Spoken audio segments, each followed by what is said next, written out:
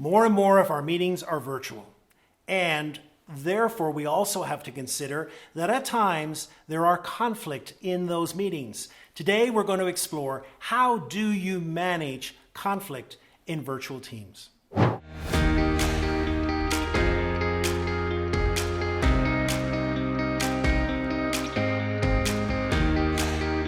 You know, conflict can be a poison, but it doesn't necessarily have to be. That is, if we can really handle it well.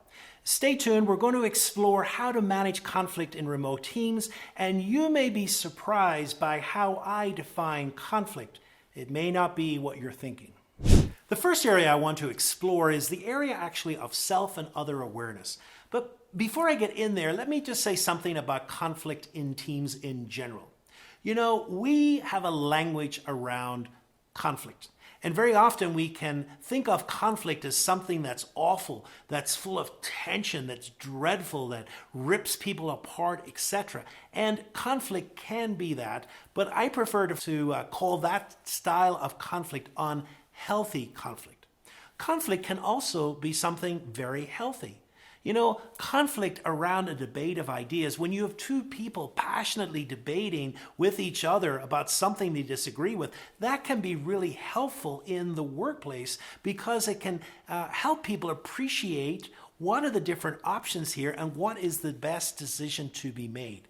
So as we look at conflict, let's use those terms, healthy or unhealthy or destructive conflict. Now, where self-awareness comes in is this. Every person, I like to say, has a conflict story. We all grew up with conflict.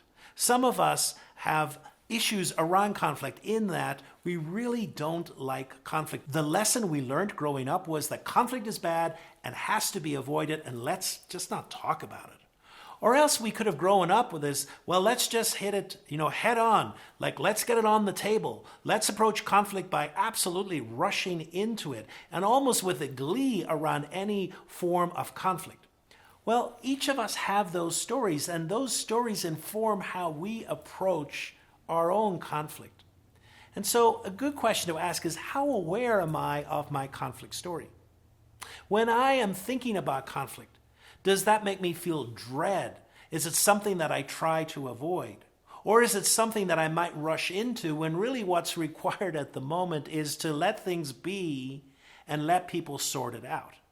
Once we've kind of explored our own conflict story, then it's also important to look around us and to look at the other members of our teams. What's their story? How do they approach conflict?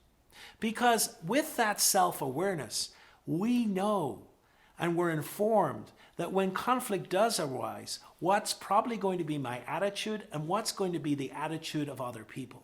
And am I letting other voices be heard, especially those perhaps who would rather shut down and flee from the conflict, and those who would rather rush into it, and to keep that balance so that whenever conflict does arise, that everyone is engaged in that conflict.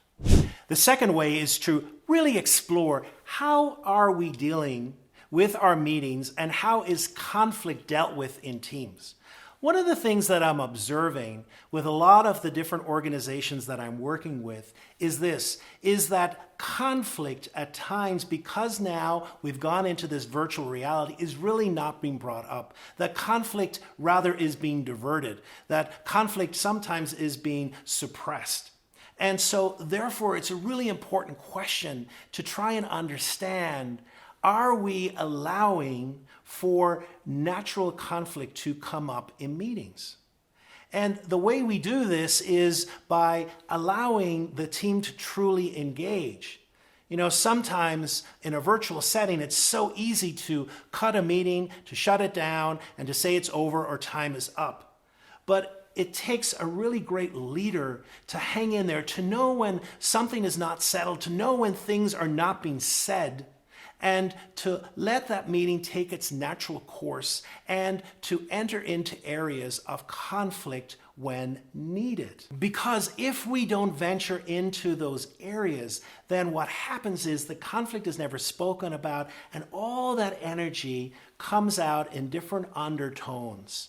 And so therefore, one of the areas that we can manage conflict on our virtual teams is to allow that conflict to actually arise, to allow those difficult topics to be discussed, to really allow time as well to highlight areas perhaps that because of this new virtual reality have become more difficult or perhaps are more prone to conflict.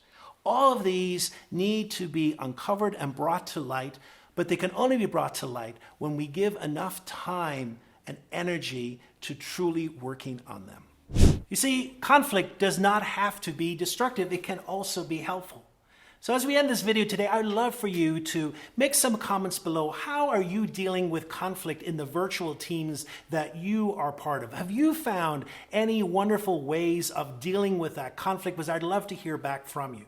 If you've enjoyed this video, I invite you to watch another video which explores how we can use emotional intelligence to handle stress in the workplace. Finally, I would love for you to subscribe to this YouTube channel. You can do that by clicking the button below. Ring the bell as well because it will remind you when new videos come out. I'm always producing content which explores different areas of leadership and a special focus on emotional intelligence.